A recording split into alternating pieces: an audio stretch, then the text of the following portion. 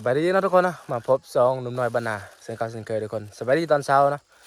ก็อยู่กับธรรมชาติบ้านเฮาคือเก่าเนาะอยู่ทุ่งไร่ทุ่งนาคือเก่าทุกคนวันนี้มาเรียบเบิ่งส่วนแตงนะทุกคนหรือว่ามักแตงที่เฮาปลูกไปนะเป็นแตงกวาตัวปลูกสำเร็จแล้วทุกคนก็ตื่นเช้ามาหนุ่มน้อยมาเรียบเบิ่งเนาะเดี๋ยวยาวขึ้นอีกประมาณน้อยนึงแล้วก็จะได้ขึ้นห่างเนาะเบิ่งก็ประมาณอีก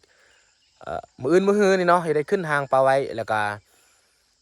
มันเริ่มย้ายออกดอกแล้วก็อีได้มานอนอยู่นี่เลยทุกคนเนาะอีได้มานอนอันนี้บรรยากาศตอนเช้าๆวิถีชีวิตคนบ้านเฮาทุกคนหนุ่มน้อยมาเรียบเบิ่งนะก็ถือว่าโอเคเนาะอากาศก็ดีแล้วก็มักแตงที่เฮาปลูกไปก็ถือว่างามขึ้นเรื่อยๆทุกคนเลยเดี๋ยวเห็นมากเห็นพ้นก็ถือว่าโอ้ดีใจเนาะถ้าว่ามันงามหรือว่าเป็นมากไร่ก็มีผลสำเร็จอันแหละทุกคนเลยเพราะว่าชาวเกษตรกรเฮาหรือว่า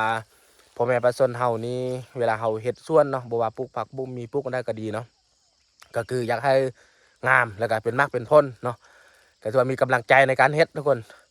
อันนี้วิถีชีวิตเนาะอันนี้ทุกคนเอ้ยนี่ตะเวนเริ่มที่จะขึ้นแล้วเนาะทุกคนตอนเช้าเนี่ยงามๆแบบนี้เนาะตะเวนเริ่มที่จะขึ้นมาเรื่อยๆอันนี้ทุกคนมักแตงที่ปลูกไปแล้วเนาะนี่เฮาเห็นตั้งขึ้นงามแบบนี้ก็ถือว่าโอ้มีกำลังใจนะดีใจเป็นแถวไปแบบนี้เนาะก็ถือว่าปลูกสำเร็จไปแล้วทุกคนเลยเป็นซีล็อกนะเป็นซีล็อกเขาปลูกซีล็อกนี่จะ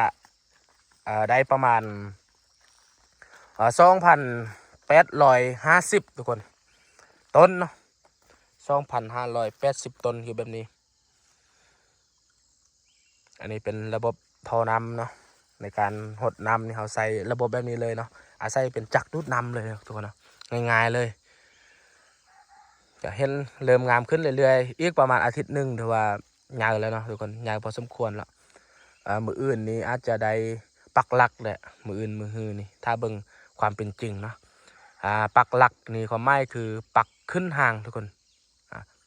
ปักหลักขึ้นห่างให้มักแตงอันไต่ขึ้นเนาะแล้วก็ถือว่ากกมันเริ่มใหญ่ขึ้นแล้วก็ได้มัดเสือก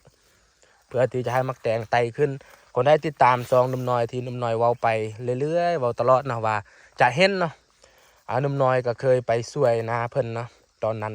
ขึ้นห่างแล้วก็วิธีการมัดทุกคนการมักแตงเพื่อให้มักแตงไต่ขึ้นเนาะเป็นวิดีโอก่อนหน้านั้นเรื่องส่วนแตงเนาะทุกคนเพราะว่านุ่มน้อยเคยเว้าว่าตอนนั้นนุ่มน้อยก็ไปเฮียนทุกคนแบบว่าไปช่วยแล้วก็ลดไปศึกษาเฮียนเนาะเพื่อที่จะมาเฮ็ดเองนั่นแหละมาปลูกเองทุกคนถือว่าเป็นบทเรียนที่มีคุณค่าทุกคนเลยเพราะว่าเราได้เรียนรู้แล้วก็ได้ลงตัวจริงเลยมีประโยชน์หลายเนาะ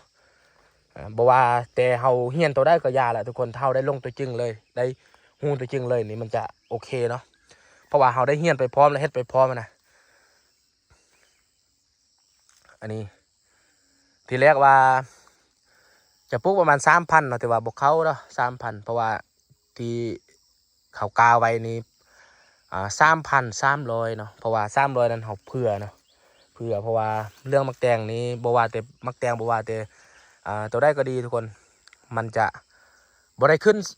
สมบูรณ์100%เนาะเวลาเขากาต้องกาเผื่อแล้วก็ส่งมาแล้วกาเผื่อบางอันอาจจะตายเนาะบางอันบางกกนี่เขาปลูกแล้วตายเขาก็มาซ่อมเนาะหรือว่ามีแมงไม้เนาะมากัดมากินเขาก็เอามาเปลี่ยนนะทุกคนเพื่อไว้นะได้ก็ไป